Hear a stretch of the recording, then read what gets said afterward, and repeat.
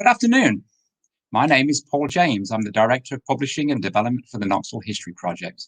I'd like to thank you for joining us, whether you're out in Facebook land or YouTube, to learn more about the work of Knoxville History Project.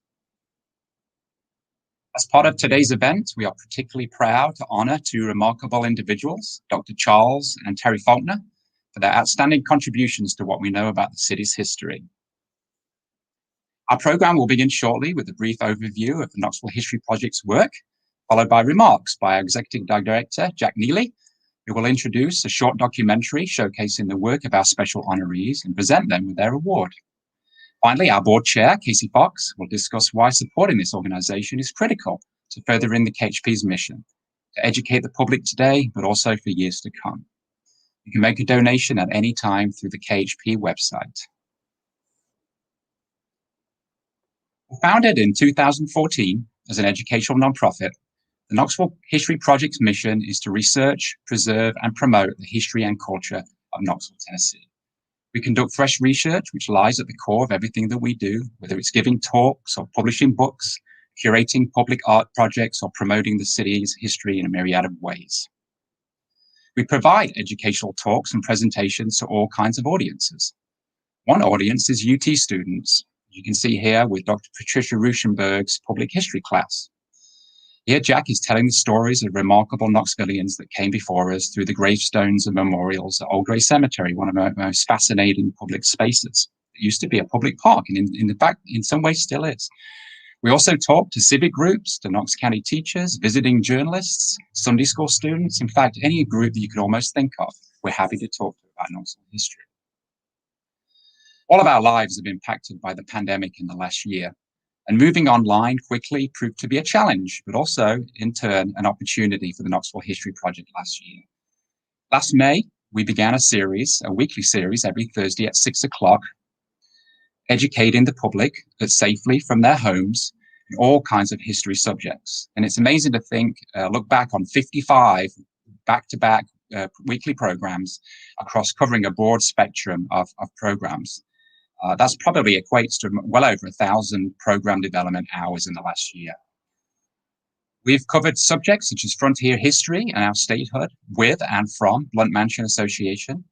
We've covered the history of urban renewal and its ongoing impacts in this community with Bob Booker. Also talked about the history of Knoxville College.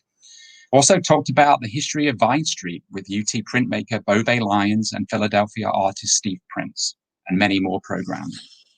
Our signature publication, Historic Knoxville, The Curious Visitor's Guide, now in its second printing, is a 200-page full-color guidebook, which has been embraced by residents and visitors alike, but also readers at the Knox County Public Library System, by government departments, university professors, by reading clubs, and also real estate agents. And a copy is now given to every inductee in the Leadership Knoxville's flagship program, as well as their program Introduction to Knoxville. Within the book, you'll find all the city's historic-based museums and collections, as well as all our city's official historic homes and their backstories, as well as downtown tour of downtown's historic streets and buildings, where our downtown statues are and who fabricated them or created them. Also, our key historic cemeteries like Old Gray, but also Knoxville's National Cemetery adjacent to it, as well as UT campus, Civil War sites, parks and gardens, and neighborhoods. Our latest book on Bearden is our first community history, and hopefully the first of many to come. The rich narrative and color illustrations tell the history of a place unlike anywhere else in Knoxville, or even across the nation, perhaps. It's very early settlements in the 1700s and early 1800s. We talk about the brickyard factory, and also the African-American community that coalesced around it, what we know today as Homburg Place. We also tell the enduring story of the expansive Williams property that became the Lions View Mental Hospital in the late 1800s, which is now the site of the popular Lakeshore Park.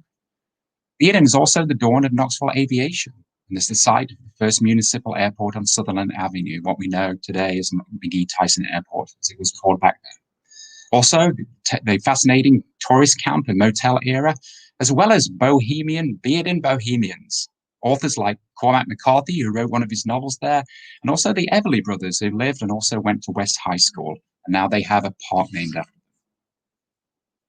Also, every year, we publish a new collection of freshly researched stories, highlighting the city's holidays and festival traditions, our music halls and musicians, as well as some simply interesting stories about places that are still on our landscape, such as the Prior Brown Garage downtown.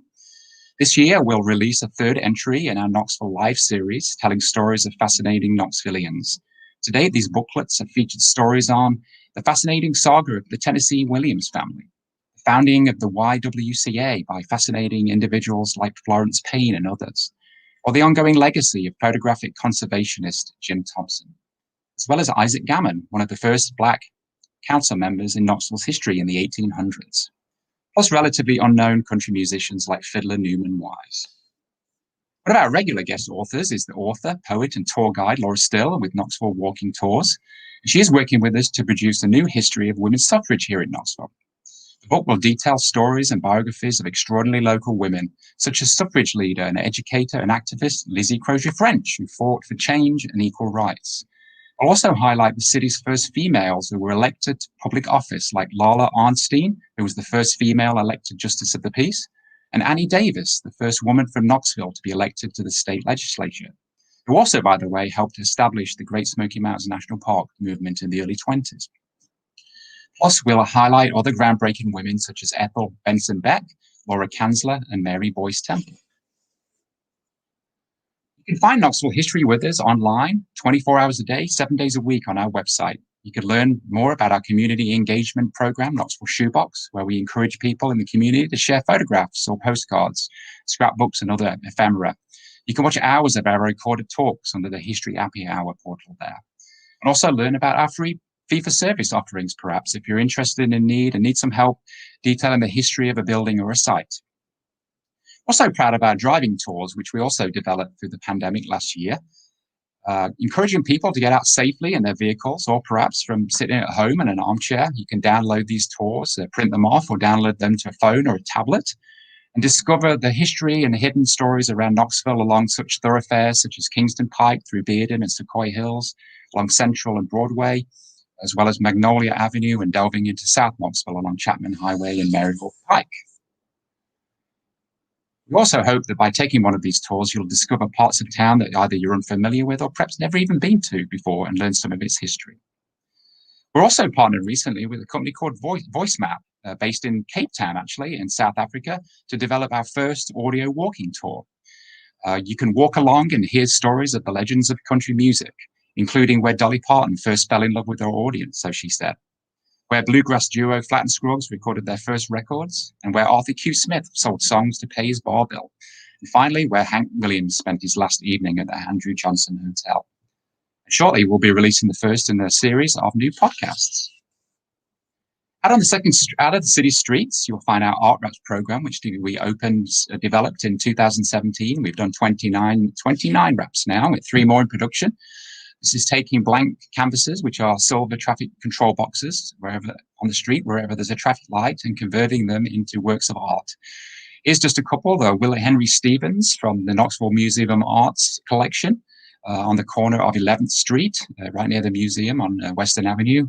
And also the famous Joseph Naffel Madonna and Child photograph, which is on State Street at Church Street, across from First Presbyterian Church. And we're also thrilled to be working with the city of Knoxville to highlight some African-American artists, including the abstract impressionist Buford Delaney, who was really rose to prominence in our understanding, appreciation of his work here in Knoxville, but also less appreciated, less well-known artists, including Ruth Cobb Bryce, African-American artist and teacher. And that one is from the Beck Cultural Exchange collection. Very encouraged to work with all these different partners to showcase our artists. This is just a quick overview of some of the programs that we are currently focused on at the Knoxville History Project. I'd like to thank you all for joining us and learning more about our work and considering a contribution to help further sustain our work. Particularly like to thank our sponsors, our Knoxville archaeological sponsors, Mary Kay Vodvogel and Jerry Ledbetter, as well as Bob and Lynn Davis, and also our Bearden sponsors, which include Mary English, Sherry Lee, Cindy Spangler, and Hatcher Hill Properties, LLC. We appreciate all that you do for us and are helping us produce this video and pay the expenses for this event. It is now my privilege to introduce you to Knoxville History Project's founding executive director, Jack Neely. As many of you know, Jack is a long-standing journalist and an author who has written more books and more stories on Knoxville history than anyone we know. He is also our chief researcher, writer, and speaker. Please welcome Jack Neely. Thank you, Jack. All right, thanks very much, Paul. I appreciate everybody coming out. I apologize that we don't have a nice hot chicken dinner for you. I promise next year we'll have that, and I hope you're enjoying your Swiss cheese sandwich as much as I am today. History has never seemed more relevant than it does in 2021. From interesting new essays about about history to demonstrations in the streets. It's obvious in a way that it has not been in my lifetime, this passion for history. We're all still learning about who we are and how we got here, and we're here to help. Knoxville is America in a capsule. We can study almost any aspect of American history without going very far here. Whether it's the Civil War, literature, Jim Crow segregation, the women's suffrage movement, Victorian architecture, urban renewal, the refugee experience, country music, impressionist art, conservationism, railroads, telecommunications, the progressive era, or the jazz age. Knoxville's story helps inform the narrative. The Knoxville History Project is here to provide context, connections, surprises, new ways of looking at ourselves. We learn more with every project we undertake, whether public or private, and we share it in every way we can. If not absolute answers, we hope we can provide some interesting questions that we should be asking as we move ahead as a culture. In the last year, Knoxville history has emerged as relevant to the siting of a new baseball stadium. We provided research in that regard. The Aslan Foundation is using history to inform new uses for unique historic sites such as Log Haven and the Eugenia Williams House to make them assets to the community in the future and in ways that they had never been before. We've helped in those efforts to some degree. There's been new interest in the history of urban renewal with talk of a new cultural corridor led by the Beck Center to remind ourselves of the rich culture of a lost neighborhood, and we're helping with that effort as we can. To offer evidence of the value of history, we need to look no further than the story of the Bijou Theater, on which we've been involved in some research recently. 50 years ago, it's important to remember the Bijou Theater was a porn cinema that was considered an embarrassing eyesore downtown, of no value to most people, and a target for demolition. Today, it's not just a historic site, a 1909 vaudeville theater of value to Knoxvillians, but it's one of the main stages of the International Big Ears Festival. And has been acclaimed by music critics from the New York Times as one of the finest places to hear live music in the entire nation. As history shows us, to some degree at least, how to survive a pandemic. The Bijou is the only building in the region I know of that has been closed for pandemics twice in its history. By the way, the pandemic upended much of KHP's own business model, as Paul mentioned, which was based on in-person gatherings for our first several years for public discussions and tours. That's what we did for a living. We had to cancel almost 40 scheduled events last spring, summer, and fall. And one of the worst losses was the events that were going to herald our Bearden book, on which we've been working for 2 years. The book printing was delayed by the printer for several months during the pandemic, and then when we released it, we had to release it without a public event, like a launch party or book signings, as we had planned.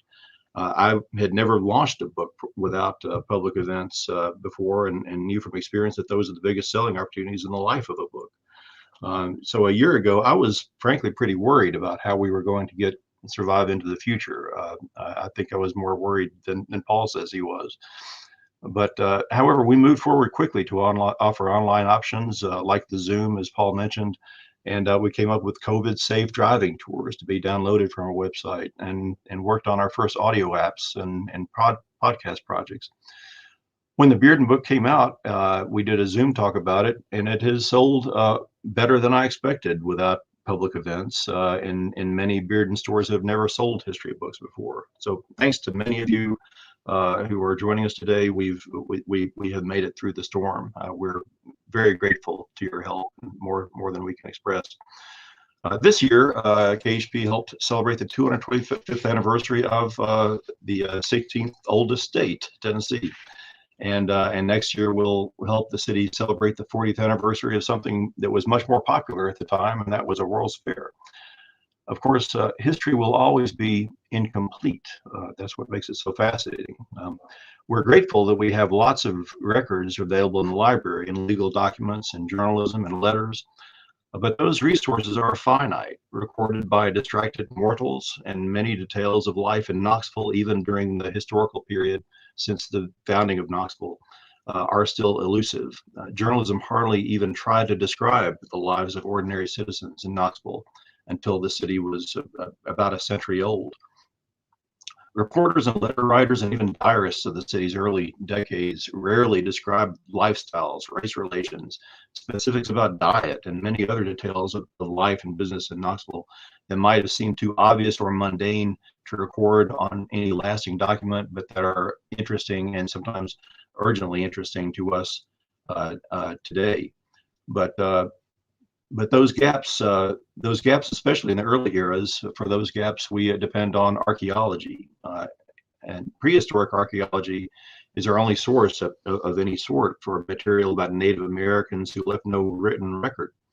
And it's mainly clay fragments that give us give us clues about prehistoric people who built intriguing mounds that survive in our city today. By contrast, historical archaeology is all about, is all we have to tell us about the things our own ancestors didn't choose to write about.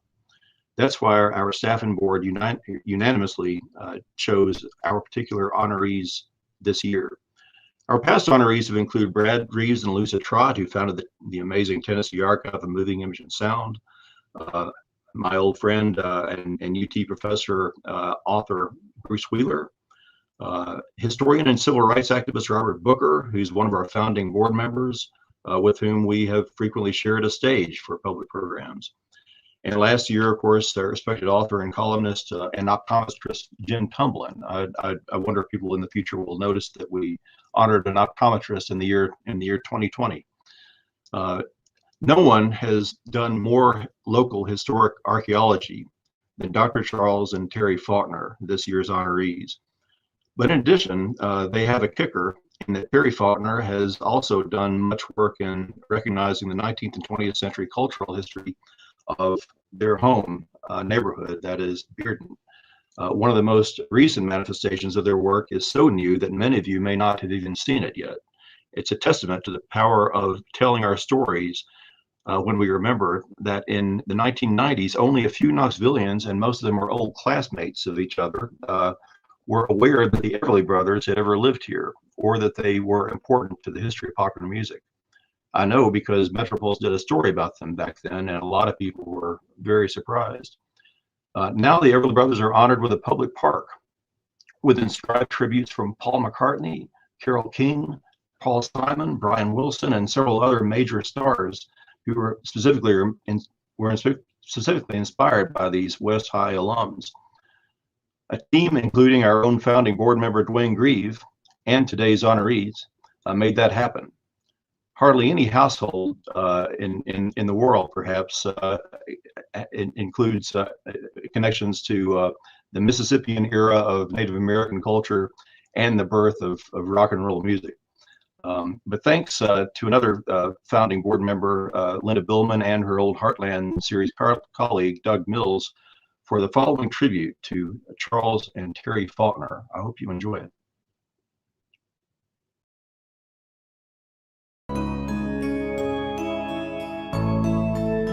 I'm Jack Neely with the Knoxville History Project here with Charlie and Terry Faulkner, and I appreciate you joining us today on your lovely back porch. Charlie, of course, is the very long time archaeologist associated with the UT, probably the best known local archaeologist around today in Knoxville. And Terry has often worked with Charlie on his archaeological projects, but has her own things that she's been working on as well, including granite markers around Bearden and some other things. Charlie, tell me about UT's archaeological program at the time that you got. Oh, yes, it was not a teaching program. They had the large collection that they made when the WPA excavated sites and saved things that were going to be destroyed by the dam. When I had a chance to come down here, I was really excited because I knew about the collections here. Can you tell me about how you got involved in historical archaeology, Yes. which a lot of people may not realize that's a distinctive aspect of archaeology. Yes. Studying eras that we know some about, at least from written records, but maybe not everything about. There was a lot of construction going on in Knoxville, and one of the things that was going on is Malfunction Junction. And when they started digging there, they ran into a pottery factory. Yeah. This was called the Weaver and Brother. Weaver had a significant, small but significant pottery factory. Sounds like it's some even industrial type stuff, right? Oh yeah, very, very definitely. For example, they made sewer pipes. That was one of the things. And as less and less of the stoneware potteries, pots and things like this were wanted, they started focusing on that. Certainly, I think the major point that brought me into this was the James White site. This, of course, was our founder of Knoxville and so forth, and he had a farm out on Riverside Drive. This is where I really began to get interested in historical archaeology.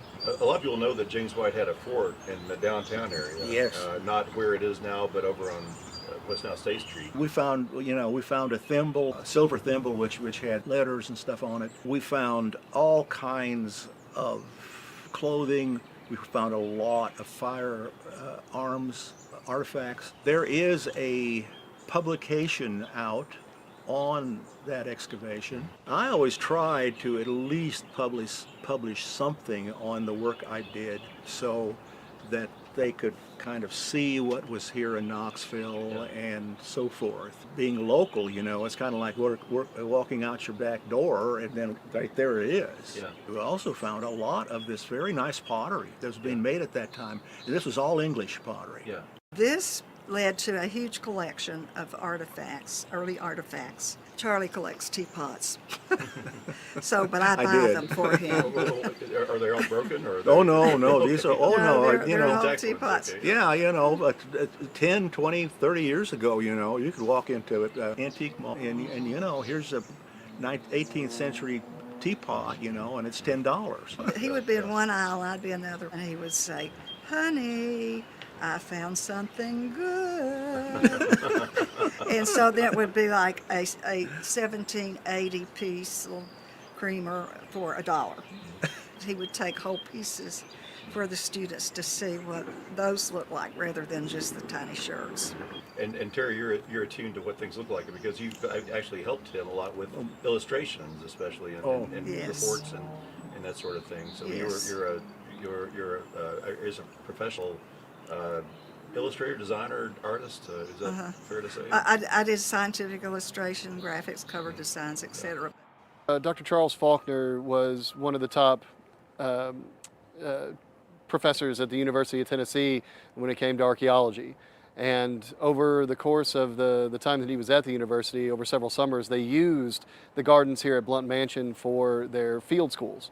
So they're teaching young archaeologists the how and why of how to do a dig. In their digs, they found a wide variety of things. Anything that you can think of that is a domestic animal out of the river or out of the forest, somebody on the site was eating.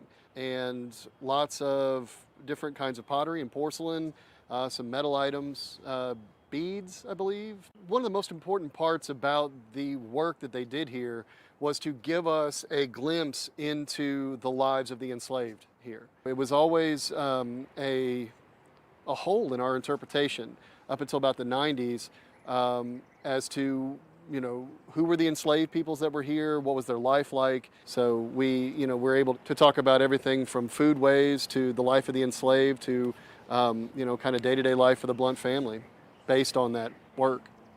It's invaluable. The Faulkners worked together on the historic Ramsey House site in East Knox County. Built of Tennessee marble, it survived the ages. There are none of the original outbuildings, like smokehouse and all that sort of thing that was preserved here in the 20th century. but we were excavating to find the remains of those. His nickname is Post Hole Man because he's excellent at identifying post holes. So what they found out there were upright beams or posts, and then they had horizontal slats on it that protected the compound from, well, wild animals, and at that time, Indians. In 1793, Tennessee's frontier was dotted with fortifications as white settlers pushed their way into Indian territory.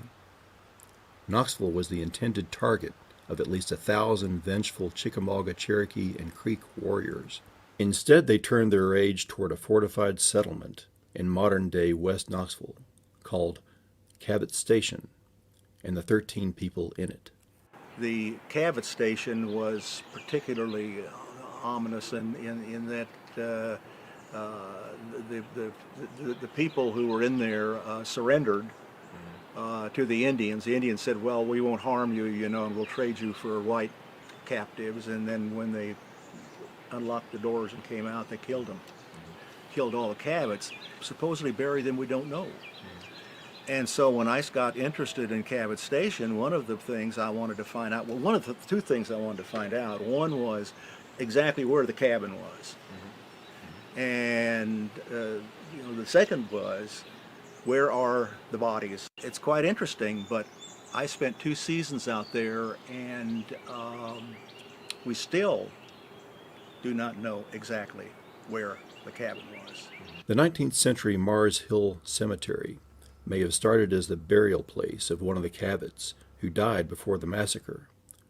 Dr. Faulkner wrote a book about the massacre in 2013. A lot of the interest in 2015 around the Cabot Station site came about because of a developer wanting to put 30 or 32 houses right here on 12 acres that joined the cemetery. The University of Tennessee team came back and looked in 2016 all around the cemetery here. We did remote sensing out there and found what appear to be a number of graves. And we suspect there are more graves here. But anyway, that helped in stopping the development of those houses. Dr. Faulkner's research has made all the difference in this area. So he led the way for us to save this land. You've been working with Charlie on various projects of his over the years, but you've also had your own passions, haven't you, about the neighborhood where you live? And I got interested, I think I was maybe president of the Forest Heights Homeowners Association, but I got interested in seeing that the Greenway would continue through Bearden. So during the early 2000s, we got state grants, and of course the city supported it, and then we got it built in sections. And as it was being built, we got grants from the Greenway Coalition and from forget the other city council discretionary funds to fund historic markers, granite historic markers. yeah. Where did this idea come from, though? A lot of greenways get built with no historic markers at all, and they work just fine. But it came right out of my head. Yeah. So I just thought, people could learn something while they're at the bus stop. Yeah. Right? And so we tried to get one in every transit stop. But you got just a wide range of things, from the old airfield to you honor Yes. lots of Moonshining, school history, church history, and I put some earth history in. But you were also involved in honoring a certain young rock and roll duo who lived in Yes. the neighborhood. We, all through this period when I was president of the Bearden Council, we were trying to create a sustainable village. The northeast corner of Forest Park Boulevard in Kingston Pike had seen a number of businesses, including this pocket amusement park in the late 1950s. When a gas station on this site was being torn down, a plan was hatched. One of our Bearden Council members had the idea to honor the Everlys because they lived close to that.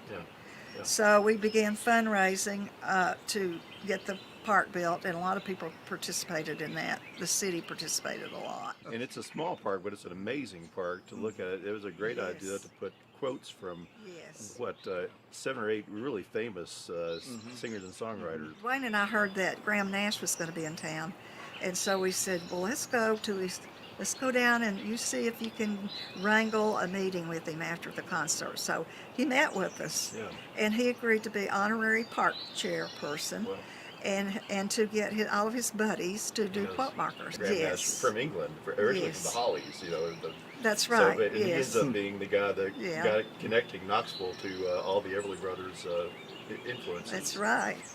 Well, let's talk about your recent book, The Fort Sanders Project, which is several years in the making, kind of rethinking in a way about exactly where Fort Sanders was. The most famous fort that was ever in Knoxville was the Union Fort that very successfully defended a massive Confederate charge in November of 1863, and was still there as a kind of a landmark and a tourist site, more or less, in Knoxville for some years after the war, but vanished bit by bit as Fort Sanders was developed at somewhere near the top of 17th, between 18th and 16th Street.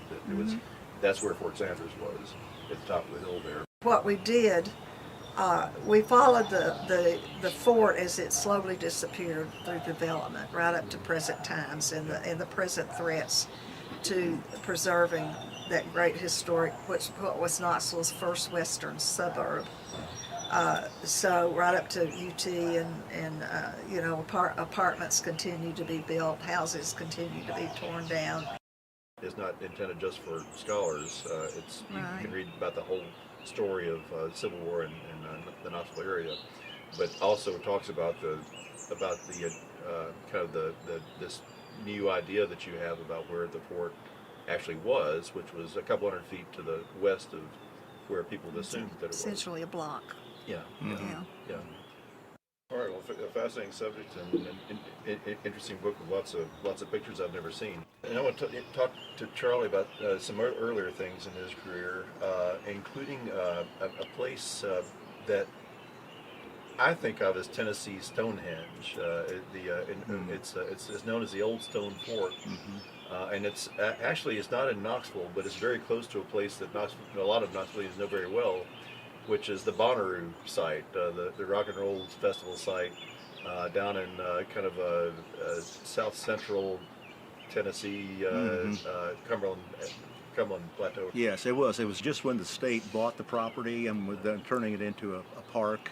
Yeah. And so they wanted some historic research done. They built two rock walls, one on the inside, and then they filled earth inside that, and then one on the outside. So you've got this double humped kind of thing, but this is all one now. It's kind of melded into one thing. Yeah.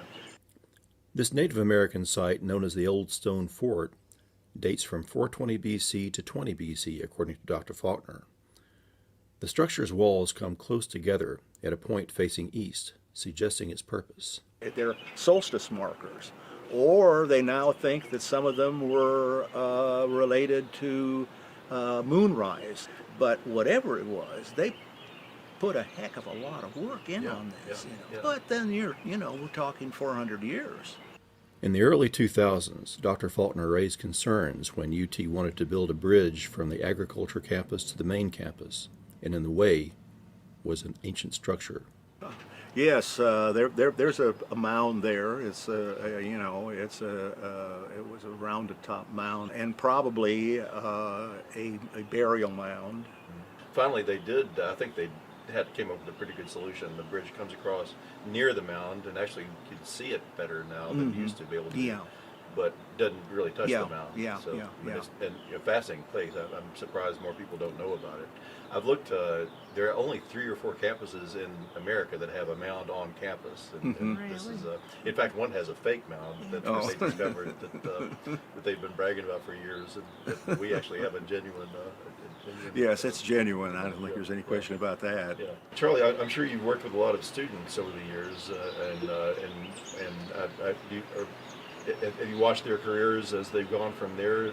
Have some of them stayed in archaeology? Oh yes, quite a few students. It's been enjoyable. I mean, that's one of the things that really makes, my work what it is, because of the students. I had the pleasure and honor of working with Charlie Faulkner, as we all call him. or Big Charlie, is often what students would call him. In the early 90s, contacted him about coming to school here for my PhD. And I was really interested in his research he was doing and his students that they were doing at that time, which was expanding and working at African American history and through archaeology. Knoxville's history, like many towns' histories, focus on white male rich history. The popular history of dates and names and whatever, which is good, celebrate those things, but it's the everyday people whose lives that we know the least about. And I think that's really his biggest contribution, is breaking that barrier of telling a more complete, more democratic story about the people of Knoxville. Terry Faulkner and Charlie are our team. It was her interest in local history and her knowledge that really inspired Charlie to try to do more in Knoxville. Her being an artist, as a scientist, you can twist and turn all the data tables and graphs and whatever you want, and count and weigh everything, but it was through her visualization of the artwork that allowed us to sort of see, all right, what did that look like? We're both fascinated with, what's coming out of the earth and what story it tells and trying to figure it out. He's the man. He's had a stellar career and he's made contributions galore in so many different areas. It's just very proud of him. Thank you, honey. You're welcome. I'm proud of her too. I never would have been able to do it if she wasn't, completely involved in this. Well, I appreciate your time, both of you, Charlie and Terry Faulkner, and You're welcome. And for being part of the Knoxville History Project for 2021, and congratulations on the designation. This was, Thank you. It's an honor. We're thrilled. Yes. Thank you. Yeah, thank you.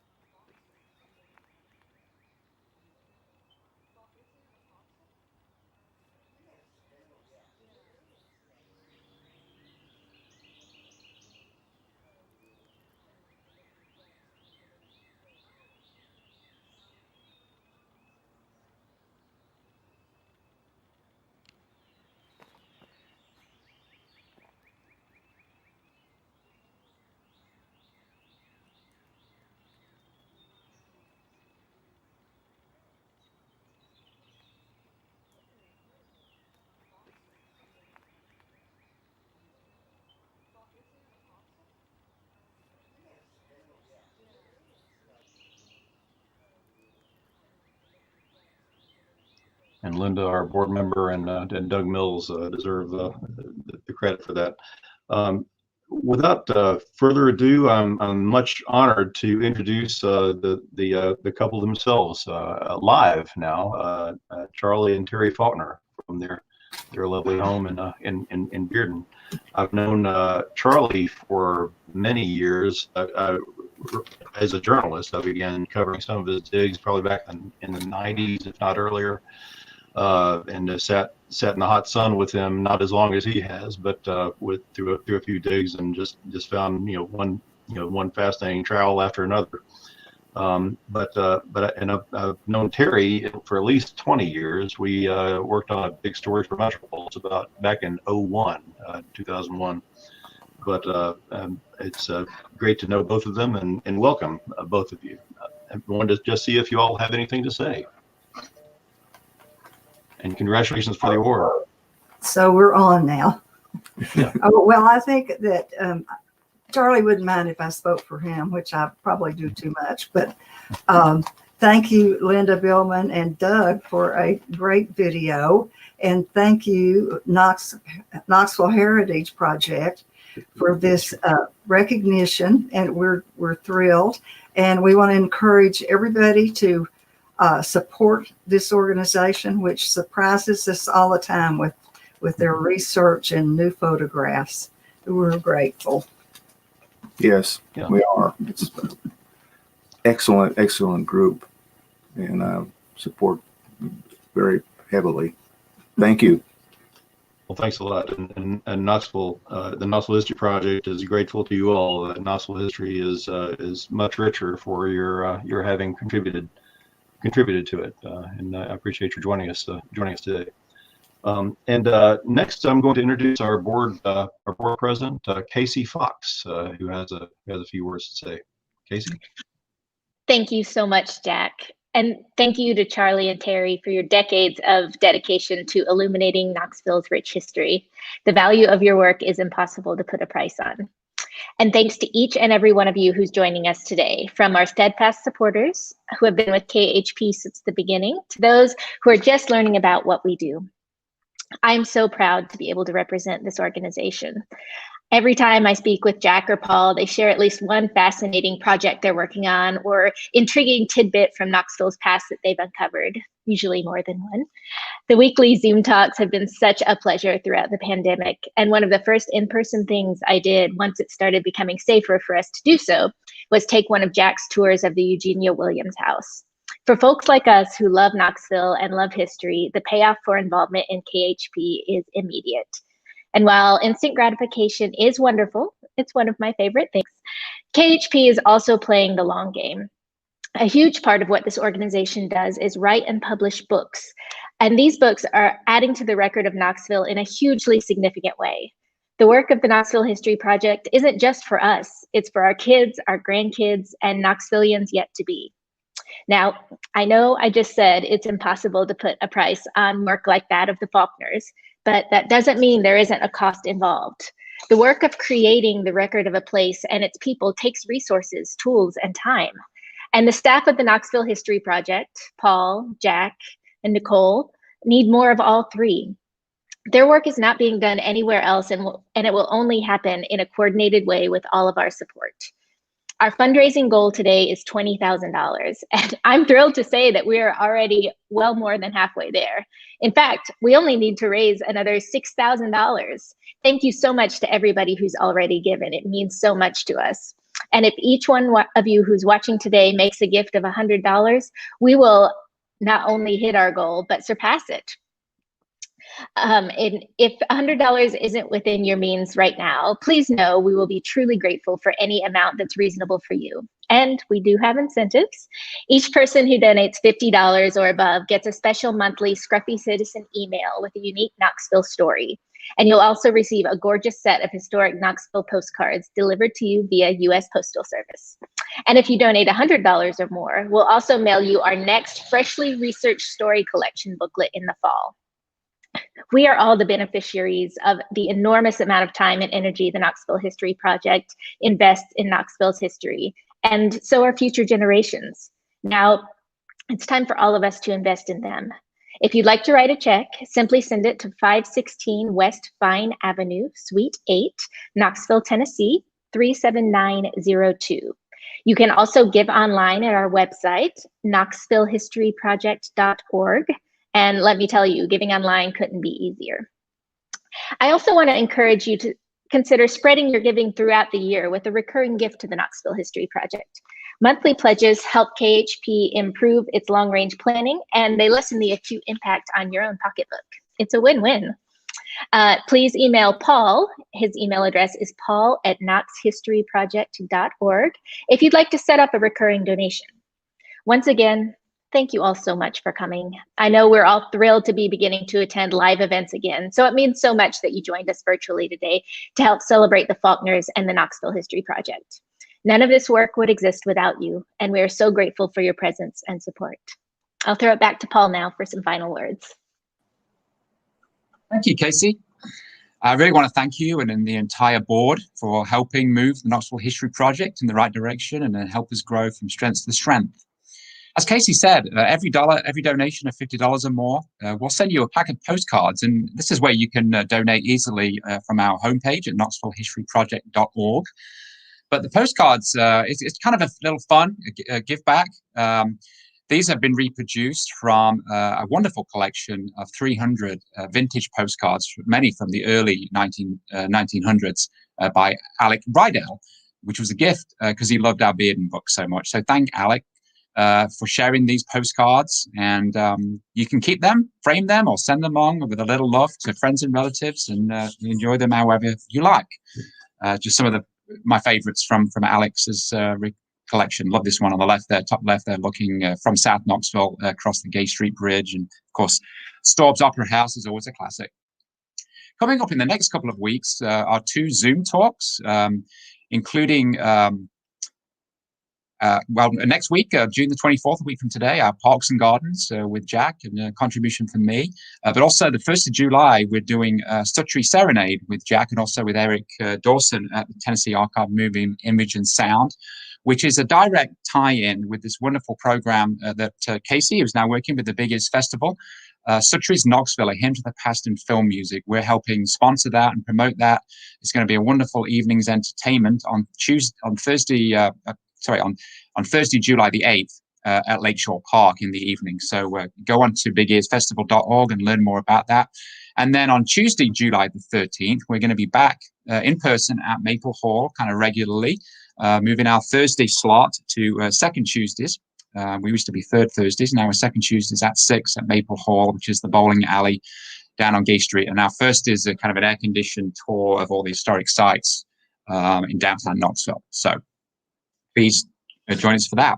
I'd like to thank you all for joining us today, and congratulations again to Dr. Charles and Terry Faulkner on your award. We are truly blessed and inspired by your dedication to researching and publishing your work, which has educated us on all of the remarkable stories of the city that you've been able to cover, and we look forward to many more. So thank you. We appreciate you considering a donation again at Knoxville History Project /KHP donations. Again, thanks everyone for listening. Unless there's any other questions coming in from Facebook or YouTube, we'll just hang on for a few more minutes. But again, thanks so much for being with us today. And thank you, Jack, and thank you, Nicole, in the background for putting this together. And again, thank you for Charles and Terry and Casey as well.